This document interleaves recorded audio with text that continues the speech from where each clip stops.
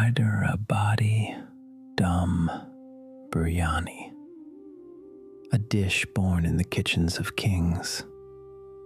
From the Deccan plateau of southern India, where the cooks of the Nizam, the old rulers of Hyderabad, sealed raw meat and rice in a single pot and let the fire do the rest for 300 years.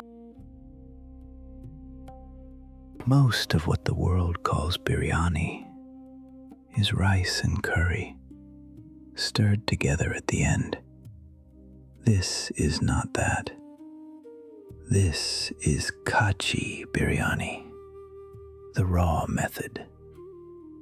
The meat goes in uncooked, the rice only half cooked, and then the pot is sealed and never opened until it is done. There are no shortcuts here, only patience and steam. Servings 4. 30 minutes of preparation, 60 minutes of cooking. Total time 90 minutes. A lamb leg, a cup of yogurt, ghee, clarified and golden. 2 cups of basmati rice, half a cup of rice flour for the seal, saffron threads, chili powder, garam masala, green chilies, ginger garlic paste, and 2 red onions. It begins hours before, at least 4. The lamb is bathed in yogurt, thick and cool, ginger and garlic ground to a paste, chili powder, 2 teaspoons, garam masala, a little salt, everything folded together by hand and left to rest. The yogurt softens the meat, the spices sink in slowly and wait. The rice now. Basmati, long and pale, washed until the water runs clear.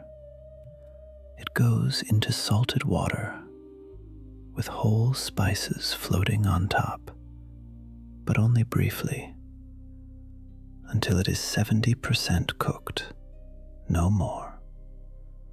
The grains must still have a center, still hold their shape.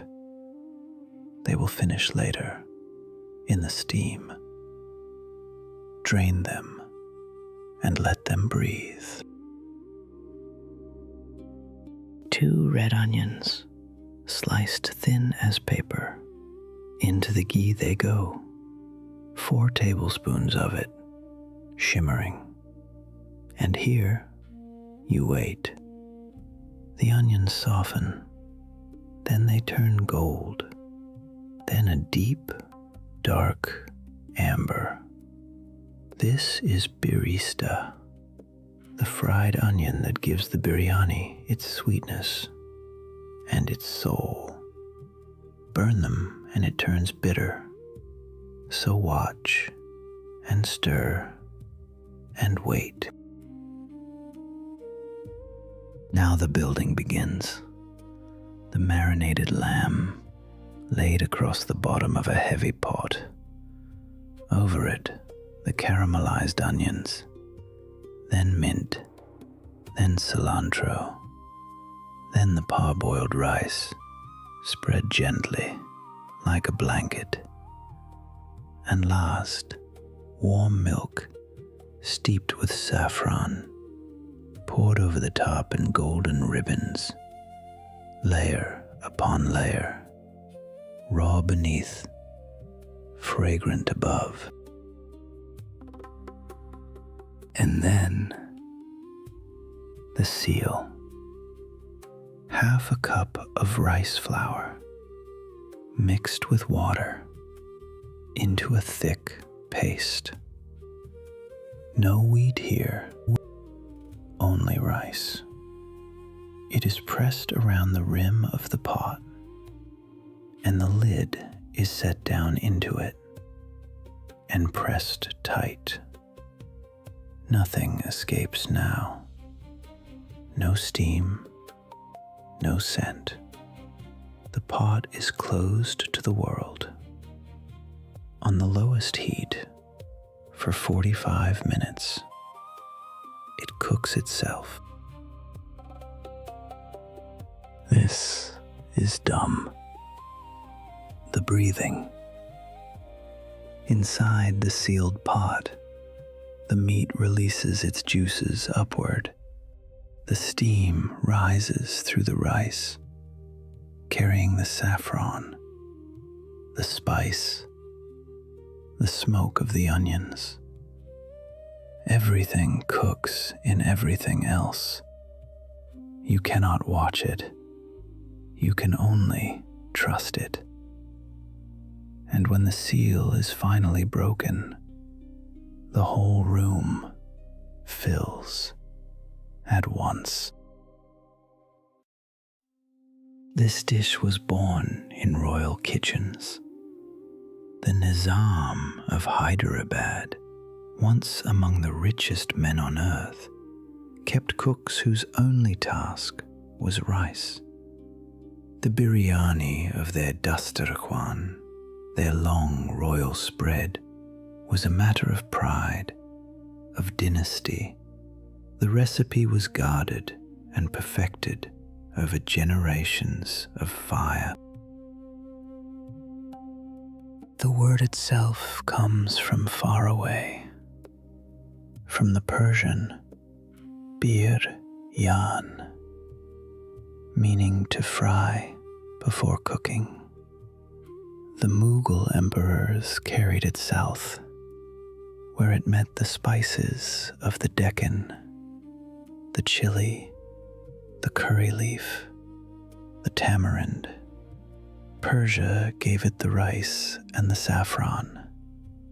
India gave it the heat, and Hyderabad gave it the seal. What makes this biryani rare is the raw meat. Most cooks cook the meat first to be safe. The cooks of Hyderabad refused. They held that raw meat, sealed with the rice, gives its moisture to the grain and takes nothing back. It is harder, it is riskier, and it is unmistakably better. In time, the biryani left the palace. It moved into the streets, the weddings, the festivals, the ordinary Sunday afternoon. The pot grew larger, the hands grew many, but the method never changed. Layer, seal, and wait. The grandmothers still say that you must never open the pot early, that the biryani knows when it is ready. At last, the seal is broken. The lid lifts, and the steam pours out, carrying 300 years with it. You do not stir it. You lift it gently from the side, so the layers stay whole. The saffron rice, the dark onions, the meat falling from the bone. Hyderabadi Dum Biryani is the rarest kind of recipe, one that has survived empires and exile, and the long forgetting of kings. It survives because it was never trying to be impressive. It was only trying to feed the people who loved it. And the table, at last, is set.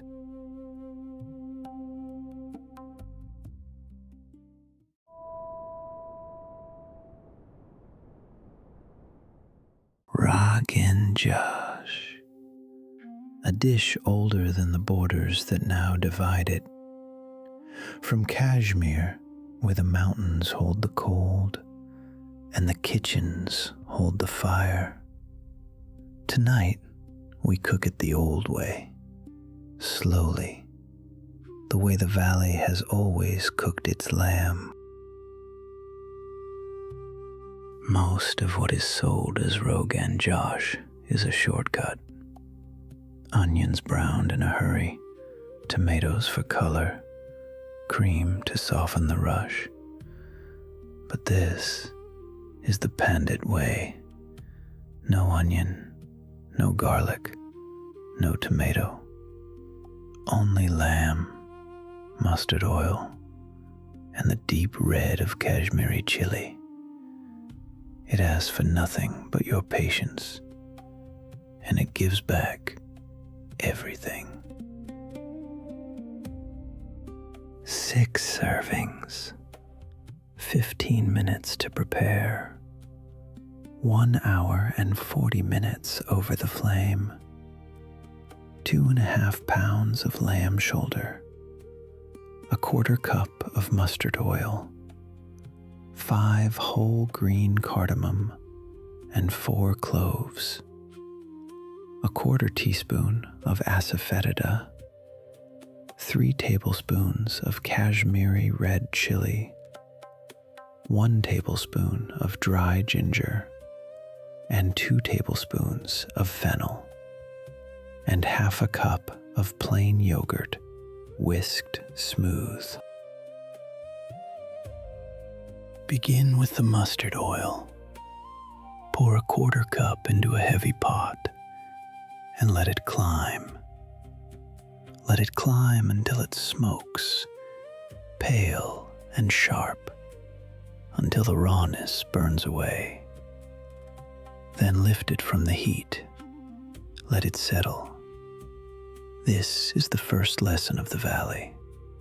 The oil must be tamed before the cooking can begin.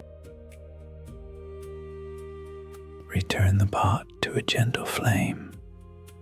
Lay in the green cardamom and the cloves. Let them sizzle 30 slow seconds, no more. Listen for the moment they open.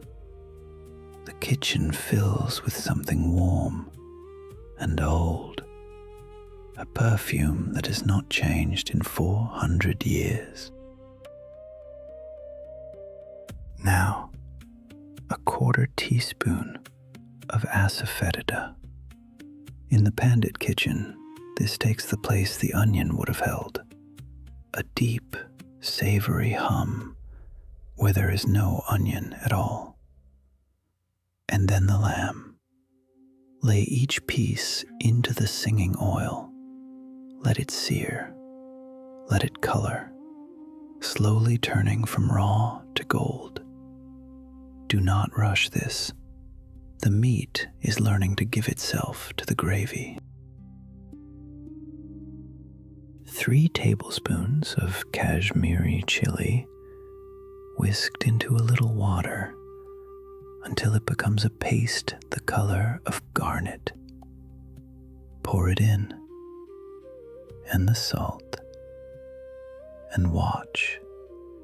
The whole pot turns the deepest red, a red that is not heat, but light. This is the color Kashmir is known for, soft on the tongue, loud to the eye. Whisk the fennel and the dry ginger into the yogurt until it is smooth and cool. Lower the flame almost to nothing and add the yogurt slowly, a spoonful at a time, stirring always. Too fast and it splits. Patient and it melts into silk. This is the gentlest moment of the dish. Then, water, 1.5 cups. Cover the pot and leave it 90 minutes on the lowest heat the stove will hold. There is nothing more to do now but wait. Slowly the lamb softens. Slowly the gravy thickens, deep and red and glistening, until the meat falls from the bone at the touch of a spoon. History and cultural origins. Rogan Josh did not begin in Kashmir. It came over the mountains with the Mughals in the 16th century. A Persian dish, meat cooked in hot fat over a fierce flame. In Persian, Rogan means clarified butter, oil, and Josh means heat, passion, to cook with intensity. Together, stewed in oil over fire. The famous red was never paprika. It comes from 2 gifts of the valley: the Kashmiri chili, vivid but gentle, and rattan jot, the dried root of the alkanet, steeped in oil until it bleeds a quiet crimson. For centuries, this was how Kashmir painted its food, with the colors of its own soil.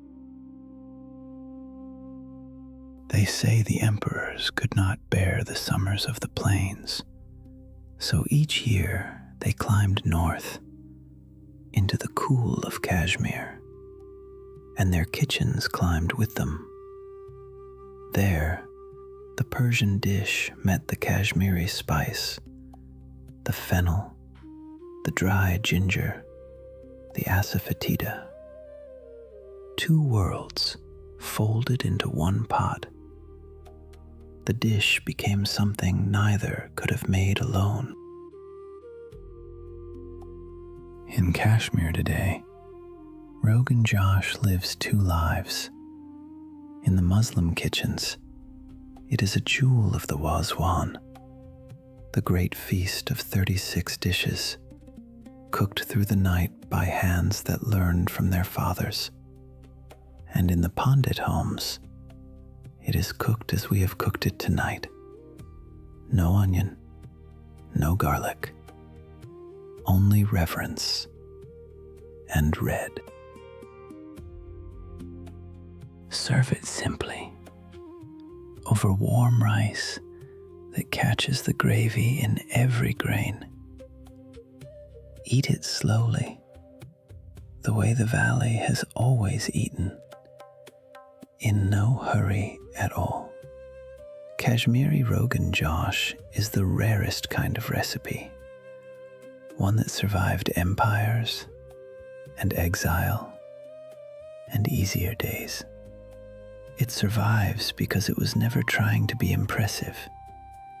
It was only trying to feed the people who loved it.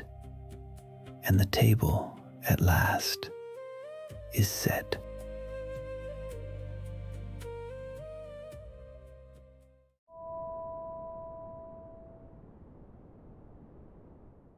Dal Makhani, a dish older than the borders that divide its homeland. From Punjab, the land of 5 rivers, where the dabas, the humble roadside kitchens, have let black lentils whisper over dying coals through the whole of the night, for longer than anyone can remember.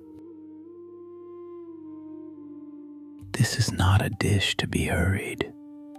The Makhen, the butter, gives it its name, but its true soul is thyme. Whole black urad lentils, and a handful of kidney beans surrender slowly over hours until their own starch turns the pot to silk. No shortcut has ever matched it. Patience is the only real ingredient. Servings 6. 12 hours of soaking, 1 hour to soften, and 4 more at the gentlest heat the fire will allow.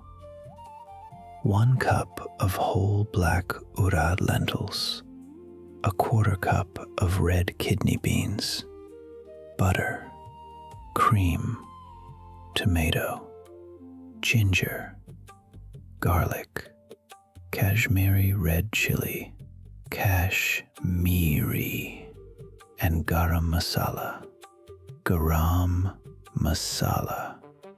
and salt. It begins the night before. The black lentils and the kidney beans slip into cool water and are left 12 hours. While the house sleeps, they drink, and they swell, and they soften. In the morning, they are drained. This is the first patience the dish will ask of you. It will ask for more.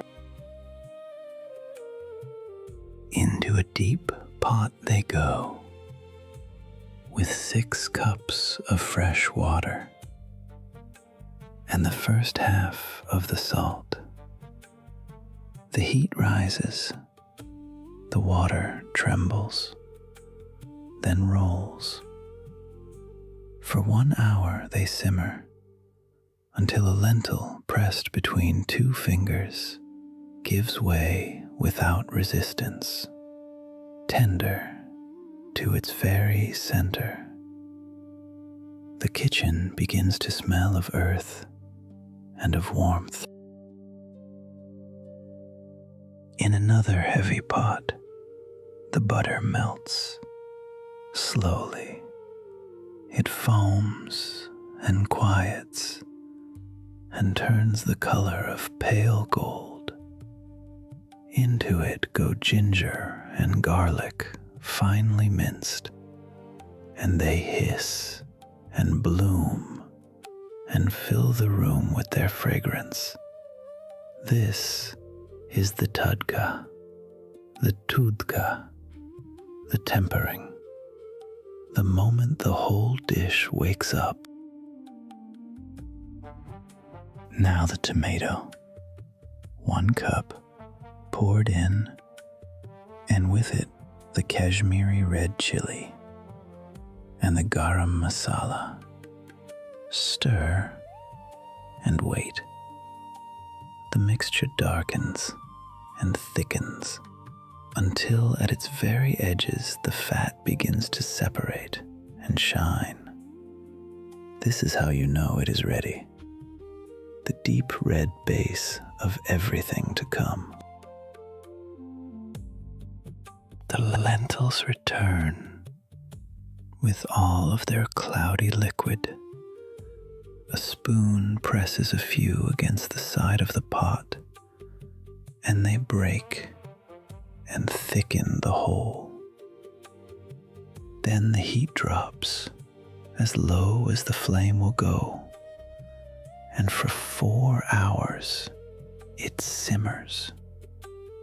A slow breath of bubbles, a stir now and then, a splash of warm water whenever it thirsts.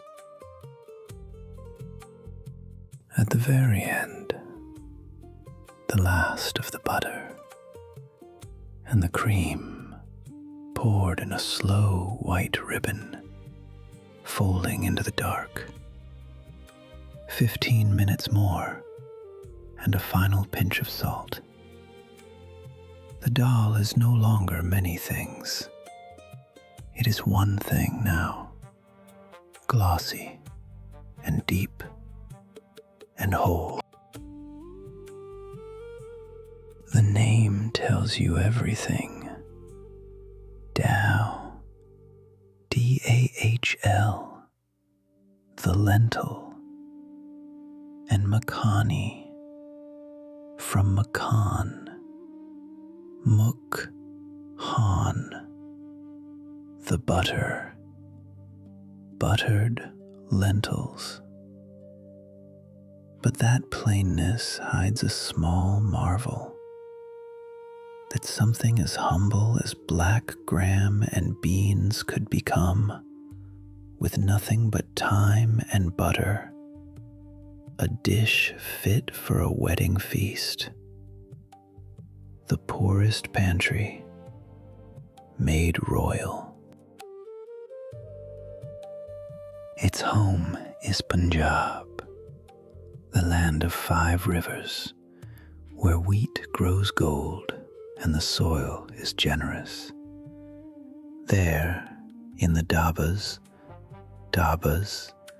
the truck stop kitchens that line the long roads, a pot of dal would sit at the back of the fire, overnight, fed scraps of coal, so that by dawn it had become something close to velvet. And then a second birth. In the years after partition, when families crossed new borders carrying little more than their recipes, the dish was reimagined in the restaurant kitchens of Delhi.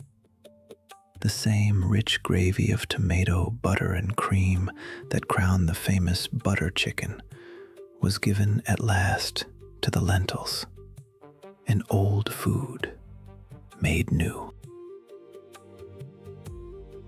Today it travels far from the Punjab. It is the quiet centerpiece of celebrations, ladled at weddings, simmered for guests, served on tables half a world away.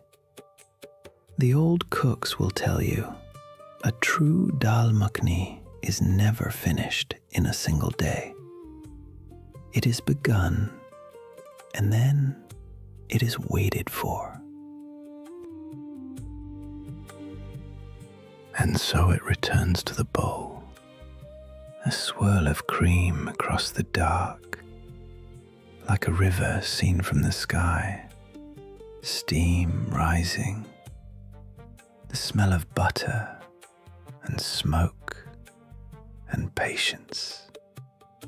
Dal Makhani endures because it asks for the one thing no one can buy, not skill, not riches, only time, given freely and rewarded in full. And the table, at last, is set.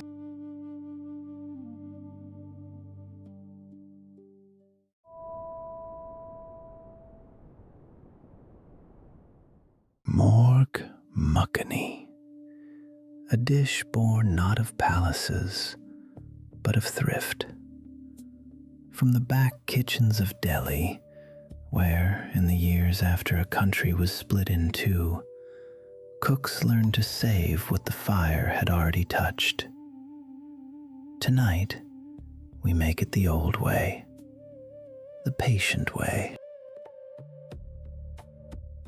The world knows it as butter chicken, sweet, orange, heavy. But that is the airport version. The real Makhani is something quieter. Charred chicken, a tomato gravy cooked down until it is almost black, and only then the butter, folded in slowly, off the heat, until the whole pot turns to silk. It was never meant to be loud. It was meant to be kind. 4 servings, 20 minutes to prepare, 25 over the flame. But before any of that, 4 hours of waiting while the chicken rests in its marinade. 1.5 pounds of chicken thigh, half a cup of yogurt, whisked smooth, the juice of 1 lemon, 4 cloves of garlic, 2 cups of tomato puree, 2 teaspoons of Kashmiri chili, a spoon of coriander, butter, and cream, and the soul of the dish, dried fenugreek leaves, kasuri methi. Begin with the marinade. In a wide bowl, whisk the yogurt until it loosens. Add the lemon, the crushed garlic, the coriander, and half of the Kashmiri chili, that deep red that stains everything it touches. Lay the chicken in and turn each piece until not one corner is left bare. Then cover it and walk away. For 4 hours, the yogurt does its slow work, softening the meat, carrying the spice inward, thread by thread. There is no shortcut here. The kitchens of the old city have always known that some flavors are only given to those willing to wait. When the waiting is done, bring the heat, high and merciless. In a true Delhi kitchen, this is the tandoor. Tandoor. A clay throat of fire, blistering the edges black in seconds. At home, the broiler will do. Let the chicken char until the tips darken and the kitchen fills with smoke that smells like a winter street. Slice the charred chicken into pieces the size of a bite. Set it aside. Now, the gravy. Pour the tomato puree into the pan with the last of the chili and a little salt. Let it simmer and darken and thicken until it pulls away from the sides and the raw red turns to a deep, cooked rust. This is the moment the dish is named for. Lower the flame, almost to nothing. Drop in the butter, spoon by spoon, and the cream behind it. Whisk patiently and watch the tomato and the fat refuse. And then, slowly, agree. The gravy turns glossy, velvet. This is Makhani. This is the butter that gives it its name. Now, bring them together. Slide the charred chicken back into the gravy and let it soak up the silk. And then, the last gift. Crush the dried fenugreek between your palms. Kasuri methi, and let it fall like rain. That maple sweet smell is the difference between a curry and this. 5 minutes more, gentle, and it is done. Where did it come from? The story lives in Delhi in the 1950s, in the crowded kitchens of a city swollen with refugees after the partition of a nation tore Punjab in two. In one of those kitchens, a practical problem. Tandoori chicken left from the night before, gone dry. Rather than waste it, someone bathed it in tomato and butter and cream, and by accident, a legend was poured. The name is plain. Murgh is chicken. Makhani comes from mukkan, butter. Chicken, buttered. Nothing more. But behind it stands the tandoor, the clay oven that has roared across this land for thousands of years, older than the Mughals, older than Delhi itself. Every plate of makhani begins with that ancient fire.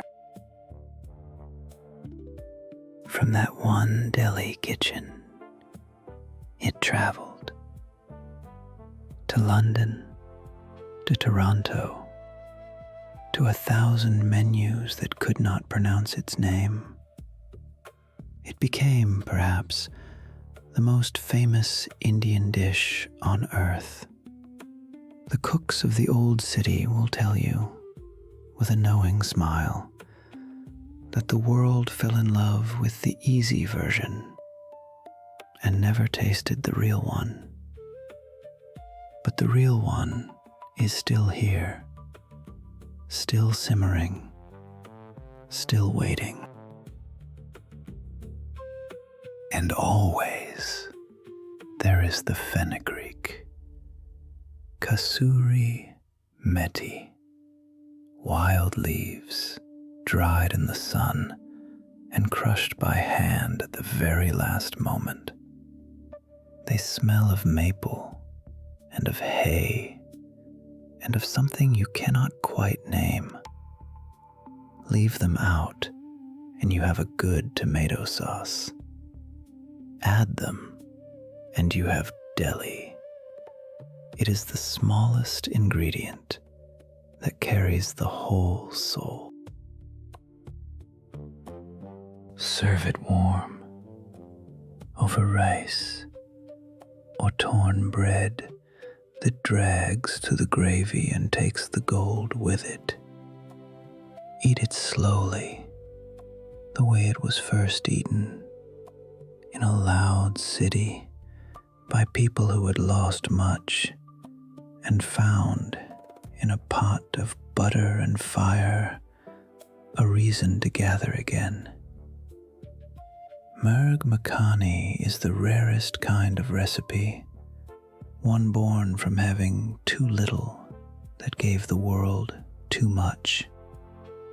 It survives because it was never trying to impress. It was only trying to make something dry, tender again. And the table, at last, is set.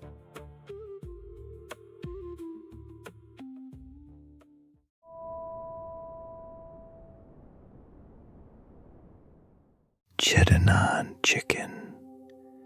Chettinad. A curry from the far south of India, from a land of merchant palaces and grinding stones worn smooth by 100 years of hands.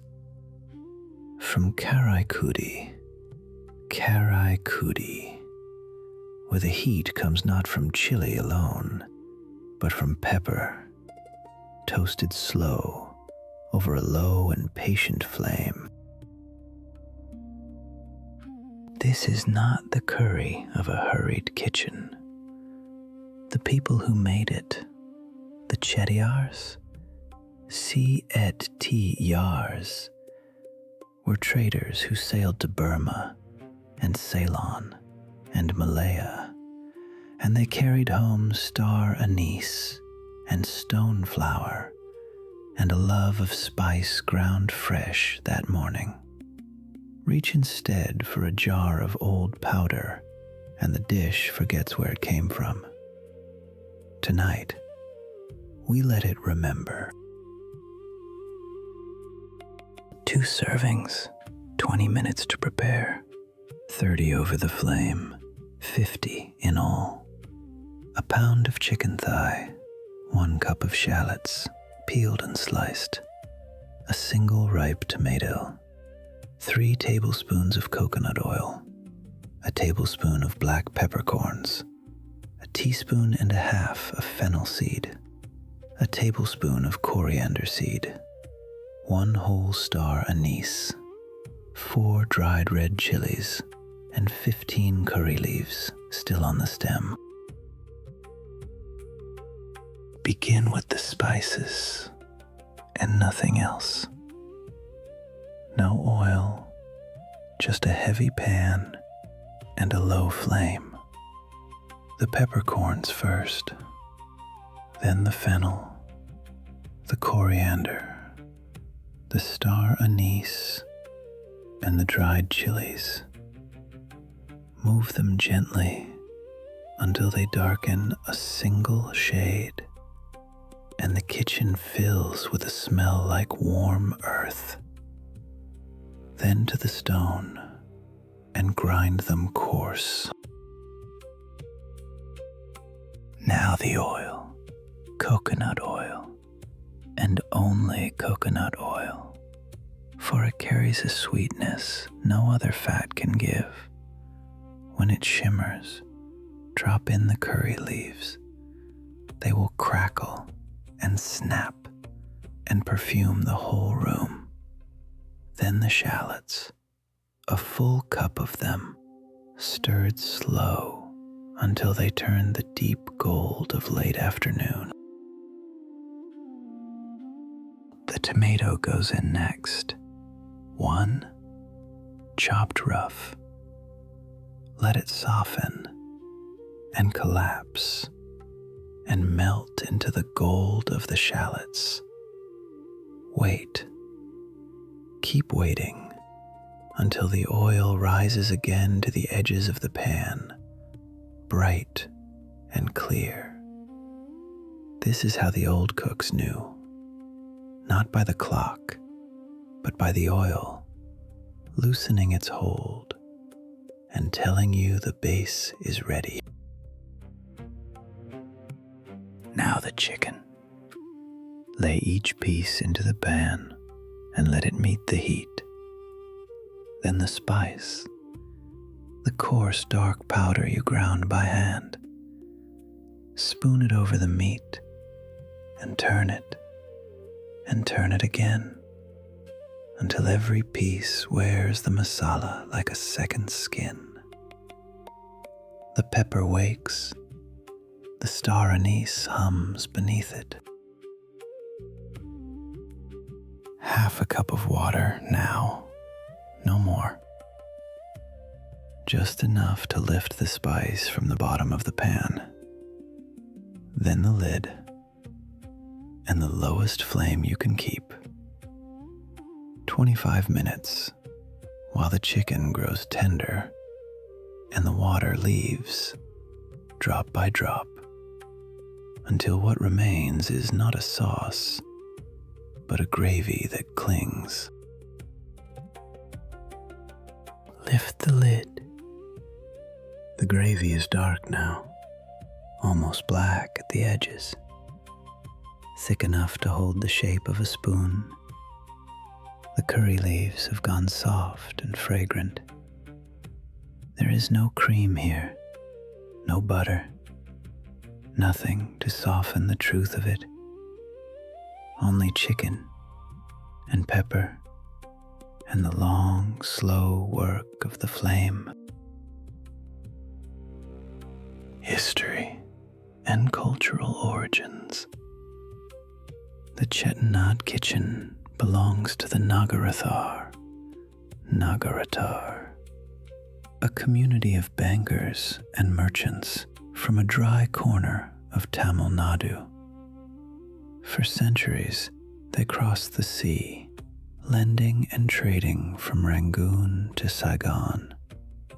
And in their grand stone mansions, cooled by marble and teak carried home in ships, they built one of the most aromatic kitchens in all of India. The signature of Chettinad is not chili, but a shelf of rare spices. Kalpasi, a dark stone flower, a lichen scraped from rock. Marathi mogu, a dried bud with the scent of mustard and clove. And above all, black pepper, the old wealth of the southern coast, the spice that once drew ships from across the world to these very shores. Long before there were chilies in India, there was pepper. The chili came late, carried across the ocean by Portuguese ships only 500 years ago. But pepper was always here. The Romans sailed for it. Empires were taxed in it. And in Chettinad, it never gave up its throne. Here, the chili serves the pepper, and not the other way around. In Chettinad, this is food for gathering. It is cooked when families return to the ancestral house, for weddings that fill a courtyard, for festivals, and for the long lunches served on a banana leaf, where the rice is mounded high and the curry is ladled beside it, and no one is in any hurry to leave. Serve it over rice, white and plain, so the pepper has nothing to hide behind. Tear into it with your hand, the way it has always been eaten, and let the heat find you slowly. Chettinad chicken is the rarest kind of recipe, one carried across oceans and ground by hand for 100 years, and never once made easier than it should be. It survives because it was never trying to impress. It was only trying to bring a scattered family back to one table. And the table, at last, is set.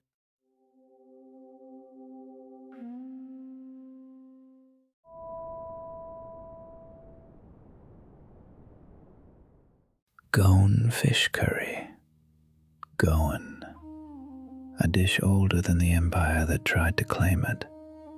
From the Konkan coast, Konkan, where the Arabian Sea meets the palms, and where every Goan home has known for 1,000 years the same quiet supper: fish, rice, and a curry the color of sunset.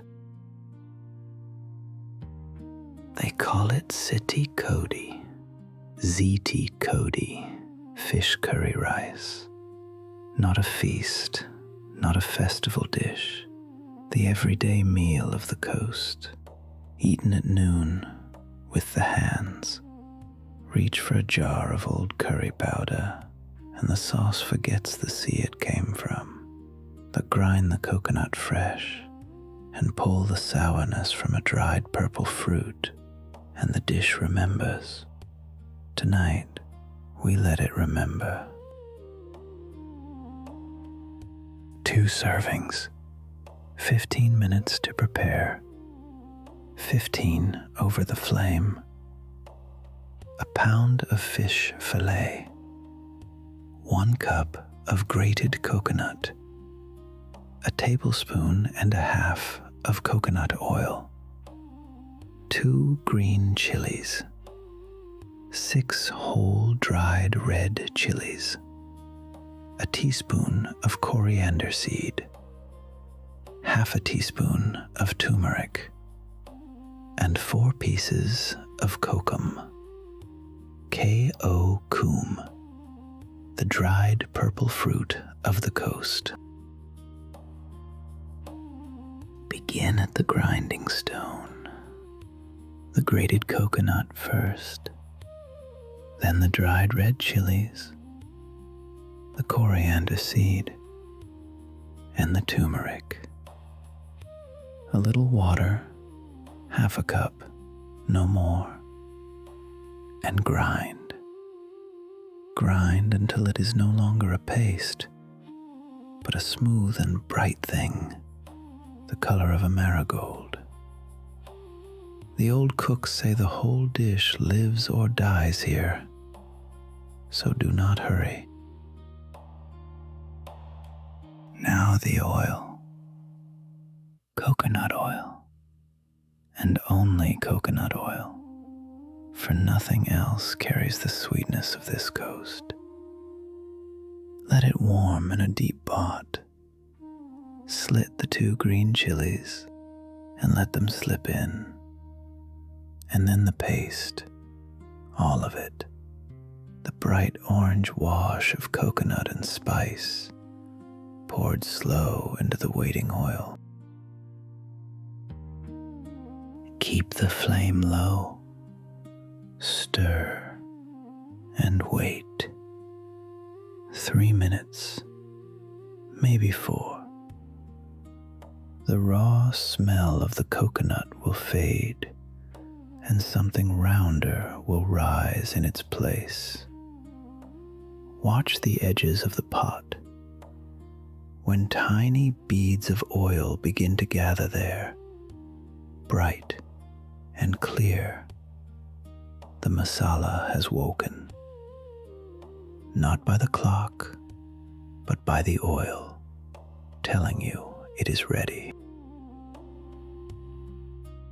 Now the water, 1 cup, swirled in to loosen the paste, and then the kokum, 4 pieces of it, dark and leathery, dropped into the simmer. Watch what they do. Slowly, the fruit gives up its sourness and stains the curry a deeper red.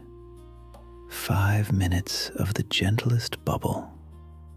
This is the soul of the dish, the sour and the slow.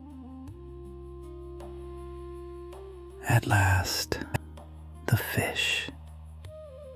Lay each piece into the curry and let it settle beneath the surface. No stirring now, only a tilt of the pot and a spoon of sauce drawn over the top. 6 minutes and no more. The fish must stay whole, tender enough to flake at the touch of a fork, but never falling apart. A pinch of salt, and it is done.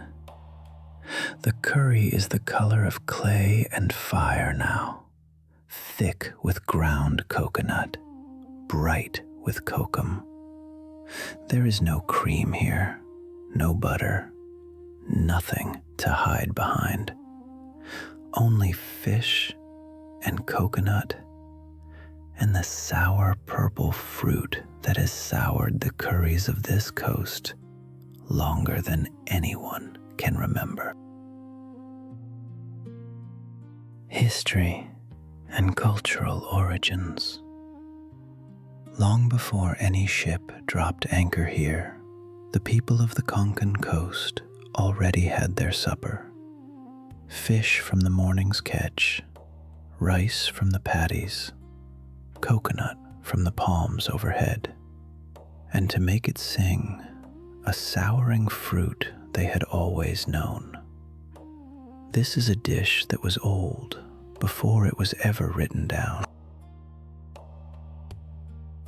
The sourness comes from kokum, Garcinia indica.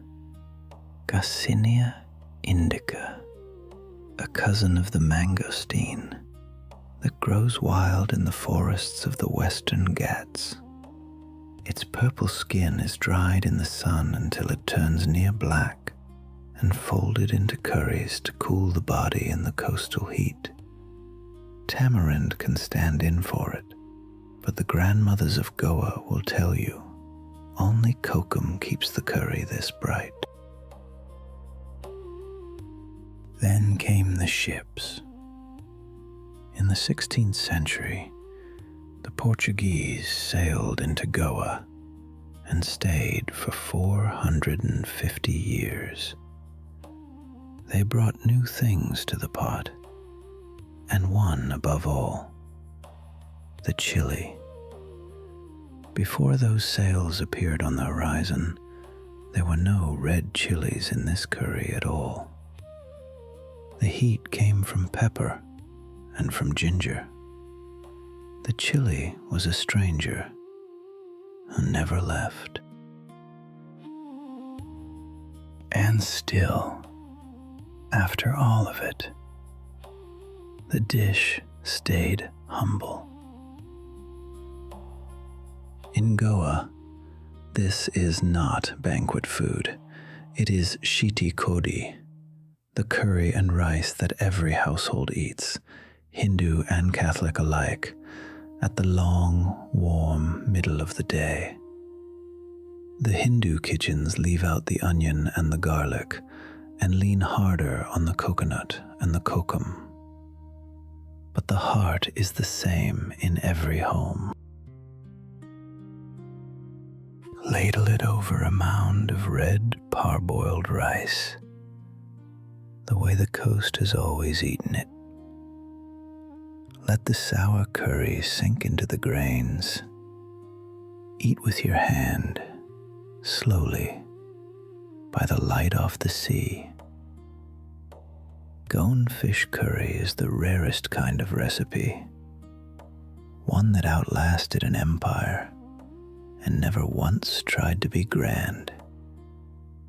It survives because it asked for so little: a fish, a coconut, a handful of purple fruit, and a cook with the patience to grind. And the table, at last, is set.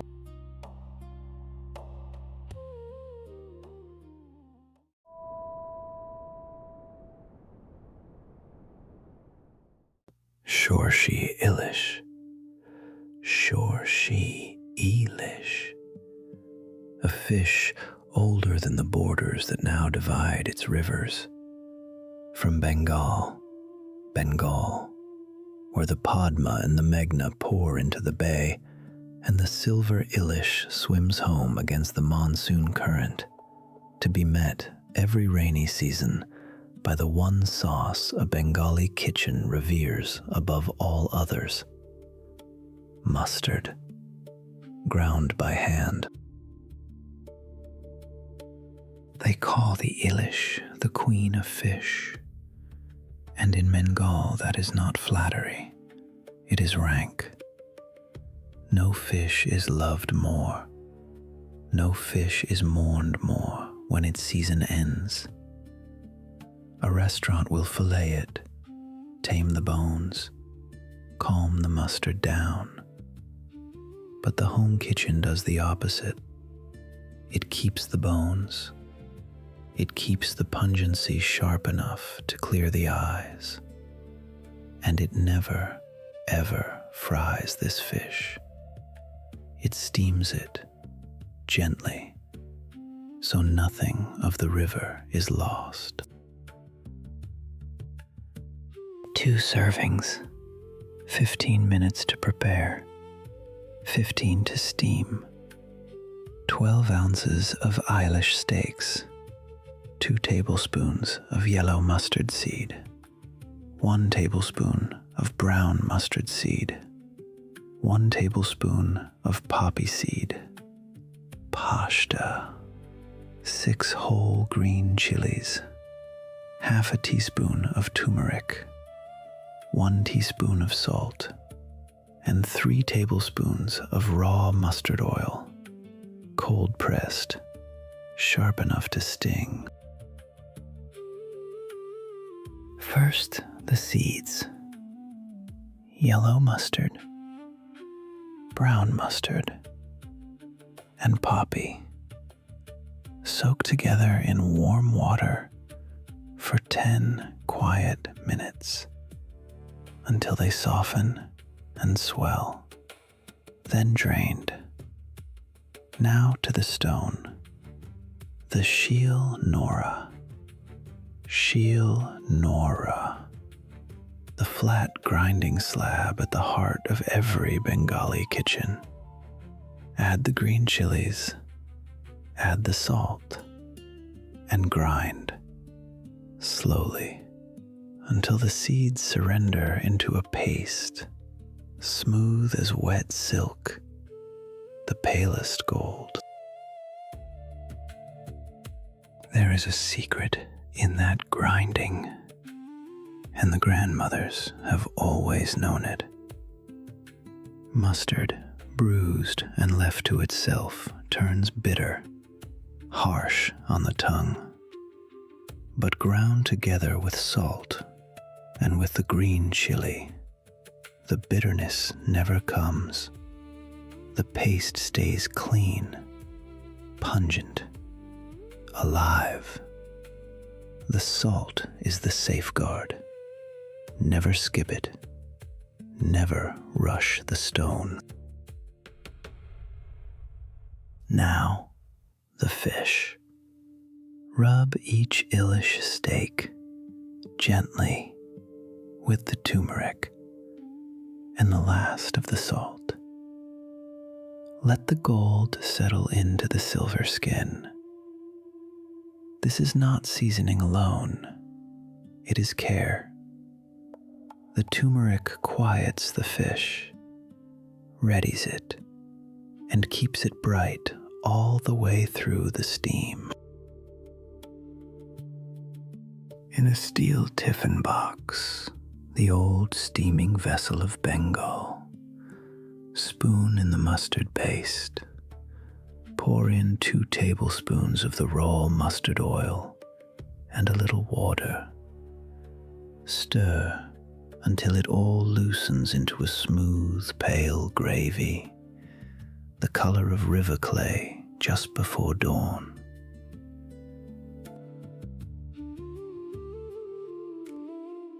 Lay the steaks into the gravy and spoon it over them until each piece wears a coat of mustard. No browning, no frying, just the paste and the fish. Tuck the whole green chilies around them, slit so their heat can breathe. Then the last spoon of raw mustard oil drizzled over the top to seal the sharpness in. Close the lid. Set the box into a wide steamer over water already simmering and let it go. Medium low, 15 minutes. No stirring, no lifting the lid to look. Inside, the steam does everything. The mustard blooms, the fish turns tender, and the kitchen fills with a scent that every Bengali knows, long before they can name it. The Ilish is not merely eaten in Bengal, it is awaited. Through the dry months it lives far out in the bay, silver and unreachable. Then the monsoon comes, the rivers swell, and the fish turns upstream into the Padma and the Hooghly to spawn. The first Ilish of the rains is an event, carried home wrapped in newspaper, weighed in the hand, argued over in the market with real feeling. They share this fish across a border that history drew straight through its waters. In Bangladesh, it is the national fish, the pride of the Padma. In West Bengal, the glory of the Hubli. The cooks of both will tell you, softly, that their own river's Ilish is the sweeter one, and neither side will ever concede. It belongs to the calendar's tenderest days. At Jamai Shoshti, the summer feast that honors a daughter's husband, a whole Ilish is the highest thing a household can lay upon the table. At a Bengali wedding, a pair of them, dressed in red and gold, is carried in like treasure. To serve the Ilish is to say, without a word, "You are precious to us." And it is, above all, a monsoon fish. When the first heavy rain darkens the afternoon, a Bengali kitchen already knows what to do. Steam the Ilish in mustard, eat it with plain white rice, and listen to the water fall. There is no dish that tastes more like home in the season that feels most like it. Open the lid. The steam lifts, mustard sharp and warm, and the Ilish sits in its pale gold gravy, just set, just tender. Spoon it over a mound of plain white rice, bones and all, the way Bengal has always eaten it. Eat slowly, with your fingers. Let the mustard find you. Shorshe Ilish is the rarest kind of dish, one that asks for almost nothing: a fish, some mustard, a hot stone, and the patience to grind. It has outlasted borders and seasons and 100 years of change, because it never tried to be more than it is. The taste of the rains, the taste of home, and the table, at last, is set.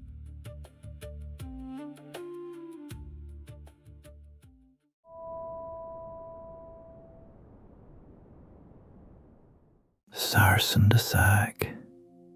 Sarson da Saag. A dish older than the country it is cooked in, from Punjab, the land of 5 rivers, where the winter fields turn gold with mustard flour as far as the eye can hold. When the cold comes down off the hills, the village kitchens answer it the same way they have for centuries, with a pot of greens and the patience to let them soften into silk. This is a dish of the fields, of farmers and long winters, and food that asks for time instead of money. A restaurant will hurry it. It will blend the greens smooth in a machine in a single loud minute, and the saag turns slick and watery the way a shortcut always does. The village kitchen knows better. It never blends. It mashes, slowly, by hand, letting the tough mustard leaves break down on their own over a low and unhurried flame. What you cannot rush, you learn to wait for. That is the whole secret of the saag. 4 servings, 20 minutes to prepare, 80 minutes slow on the fire. 1 pound of mustard greens, half a pound of spinach, a 1/4 pound of batwa, the wild winter green that grows along the field edges, 8 cloves of garlic, 3 whole green chilies, 2 tablespoons of ginger, 1 teaspoon of salt, 3 tablespoons of yellow cornmeal, 4 tablespoons of butter, and the 1.5 cups of water. That is all. The fields give the rest. First the greens. Wash them in cold water again and again until the water runs clear and no grit remains. Mustard leaves hold the soil of the field in their folds. Be patient with them. Then the chopping. Coarsely, the mustard greens, the spinach, the batua. They will look like far too much, a whole hillside of leaves heaped on the board. Do not worry. By the end, all of it will fall down into a single quiet pot. Into a deep, heavy pot they all go. The mustard greens, the spinach, the batua, half of the ginger, half of the garlic, the 3 green chilies whole, a teaspoon of salt, and 1.5 cups of water. Bring it to a boil, then bring it down low. Cover the pot and leave it 60 minutes on the gentlest heat the stove can hold. No stirring, no hurry, just the slow collapse of the leaves into softness. There is a secret in that long, slow simmer, and the grandmothers of Punjab have always known it. Mustard greens are tough, stubborn. Rush them and they stay bitter and stringy, and the green water never marries the leaf. But give them the hour, the full, uncounted hour, and something changes. The fibers let go, the bitterness mellows into something deep and almost sweet. You cannot force the saag. You can only wait until it is ready to become itself. Lift the lid. The greens have fallen soft, dark and glistening. Now the churner, the wooden madani, the old hand tool of the Punjabi kitchen, worn smooth by 100 winters. Press it down into the pot and turn and mash. Slowly, patiently, never a machine. The saag must be coarse, a little rough, with the leaf still felt on the tongue. Mash it too fine and it turns slick and slippery. Mash it by hand and it stays velvet. This is the difference no blender can give you. Now, to bind it. Take the 3 tablespoons of yellow cornmeal and sprinkle them in slowly in a thin, steady stream, stirring all the while. This is the makki, the corn of the Punjab harvest, the same grain that becomes the bread beside it. Stir it through with care so no dry pocket clumps. Then let the saag simmer on, uncovered, for 15 quiet minutes, until the cornmeal cooks through and draws the last of the water into the greens. The stew thickens. It begins to cling.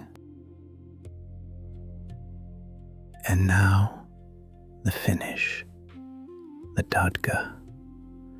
To HD ka, the tempering that wakes the whole dish. In a small pan, melt half of the butter. When it shimmers, add the rest of the ginger and the rest of the garlic, and let them sizzle, soft and golden, until the kitchen fills with their warmth. This is the sound every Punjabi child knows means dinner is near. Pour it, sputtering, over the saag. Stir it through. Then spoon the saag into a bowl and rest the last knob of cold butter on the very top, where it slides and melts and pools into gold. Sarson da Saag is not merely a winter dish. In Punjab, it is the winter itself, set upon a plate. When the cold settles over the plains, the mustard crop comes in, and the fields run yellow to the horizon, flower upon flower, under a pale sun. The greens are cheap then, and everywhere, and at their sweetest. So every home cooks the saag, the landowner and the laborer alike, a great pot of it, simmering all morning, enough to feed whoever walks through the door. It is the most democratic food in Punjab, the food of the many. And it is never eaten alone. It has a companion as old as itself. Makki di roti, a flatbread of the same golden corn, patted out by hand and toasted on the griddle until it freckles and chars. Sarson da Saag, de makki di roti. Say the two together, and any Punjabi will smile. They are not a meal so much as a saying, a winter promise, the most beloved pairing in all of Punjab's kitchen. It belongs above all to the festivals of the cold months. At Lori, when the bonfires are lit in the middle of January and the longest nights begin to turn back toward the sun, families gather around the flames, and the saag is there in a great steaming pot shared from hand to hand. And at Maghi,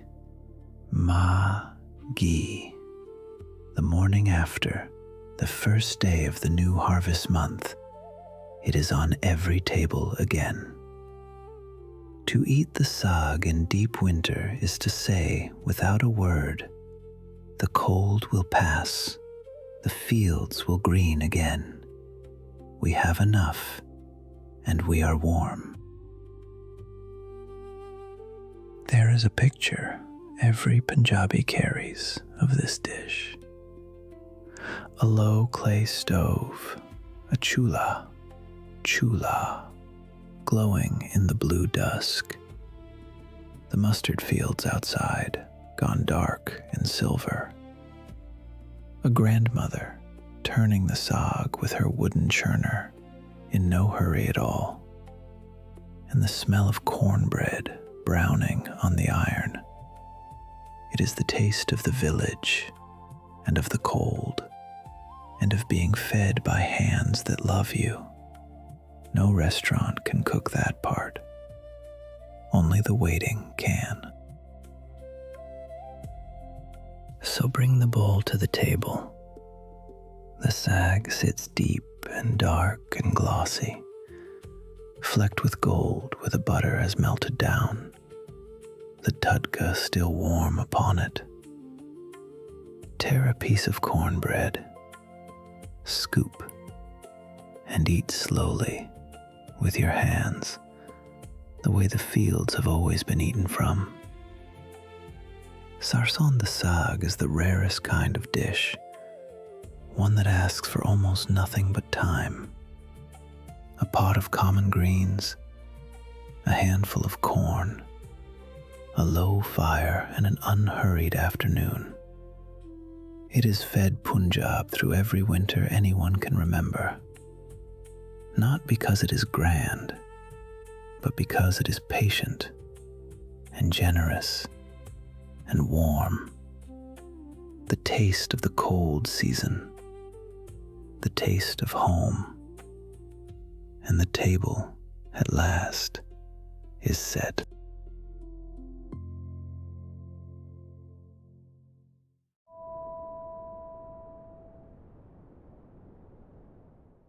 Malai Kofta, a dish older than the borders drawn around it. From the Mughal kitchens of northern India, where Persian fire met Indian earth, and the humblest potato was dressed in the silk of cream.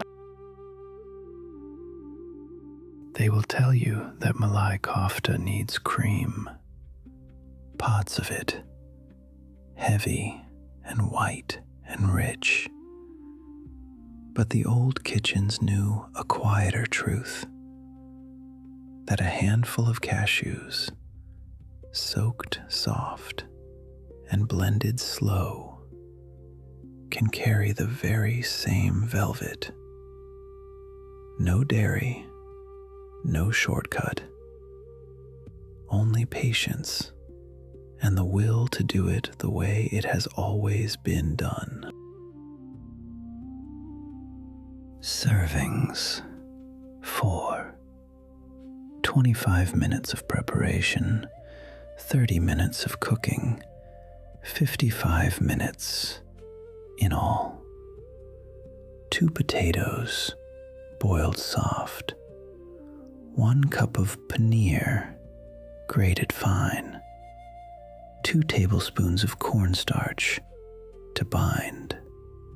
4 plum tomatoes, 1 yellow onion, 4 cloves of garlic, half a cup of cashews, 4 tablespoons of ghee, garam masala, 4 green cardamom pods, Kashmiri red chili, salt, and water, 1.5 cups.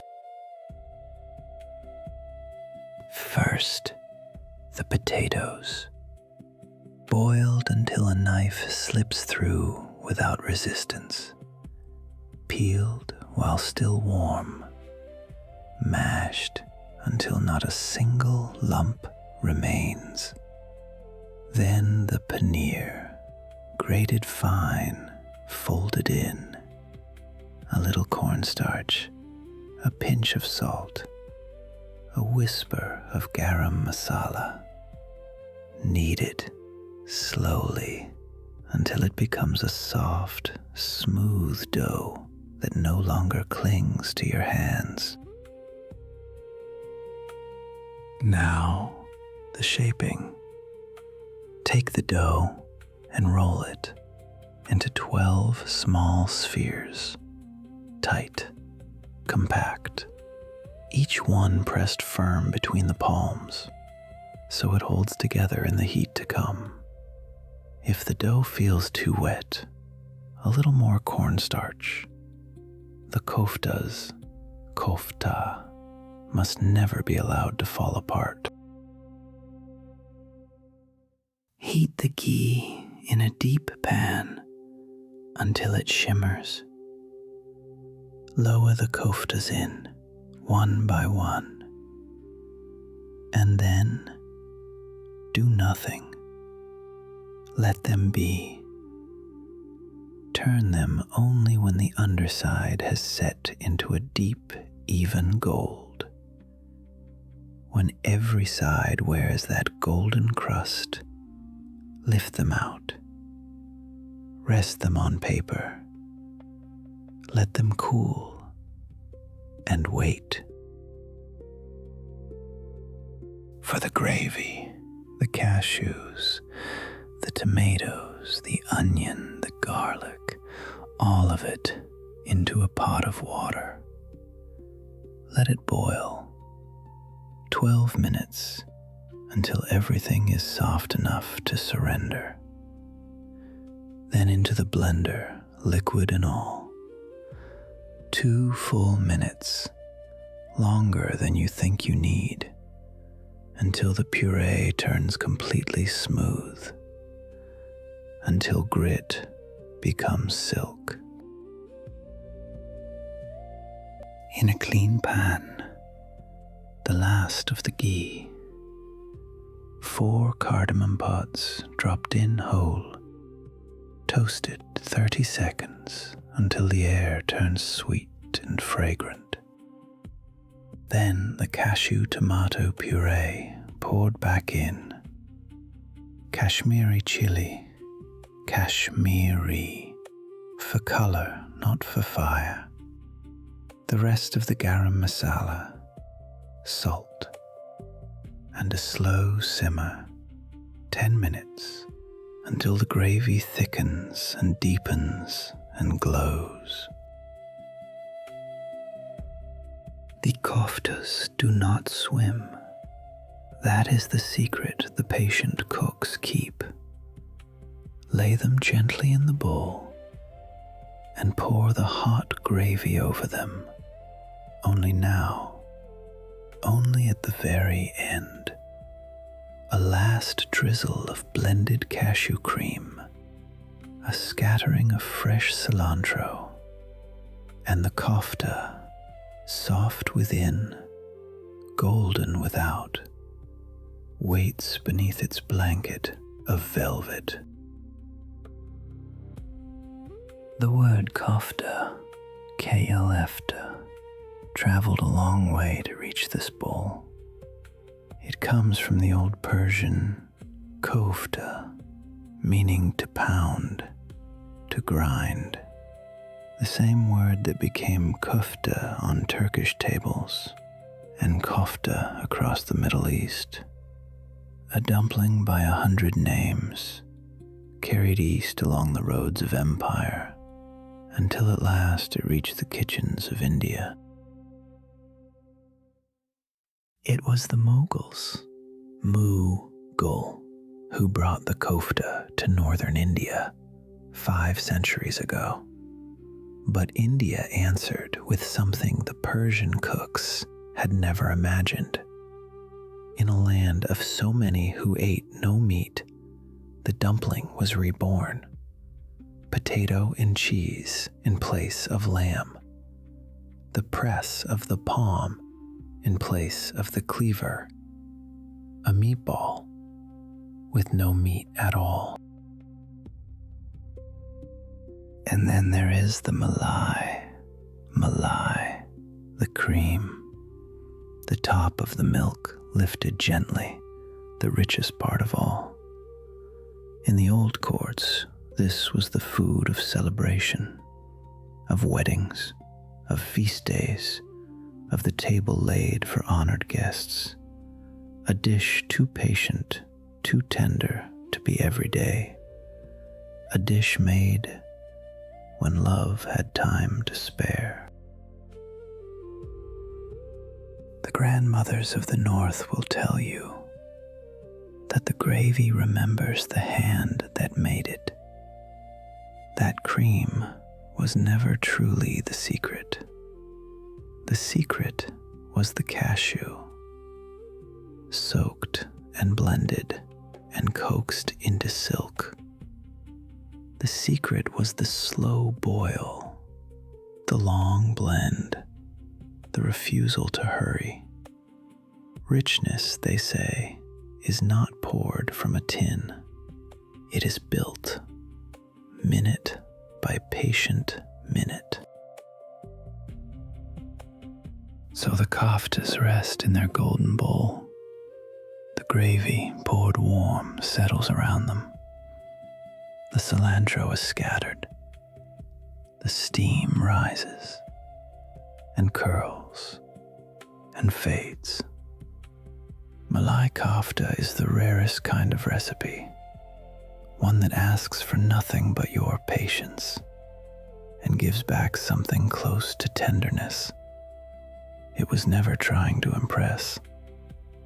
It was only ever trying to feed the people who were loved. And the table, at last, is set.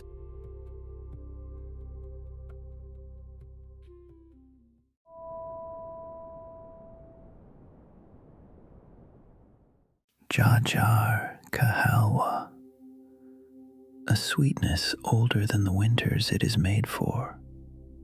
From the kitchens of northern India and the Punjab,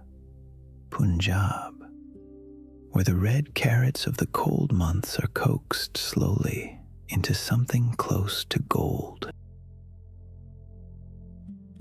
They will tell you that halwa is quick. A tin of condensed milk, a handful of grated carrot, 20 minutes on a high flame.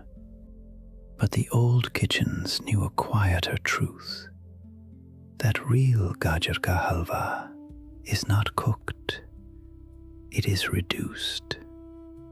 Whole milk simmered down for hours until it thickens into kaya, mawa, the soft caramelized heart of every great Indian sweet. There is no shortcut to that, only time and a slow and steady hand. Servings 4. 20 minutes of preparation, 60 minutes of cooking, 80 minutes in all. 2 pounds of red carrots, good jar, grated fine.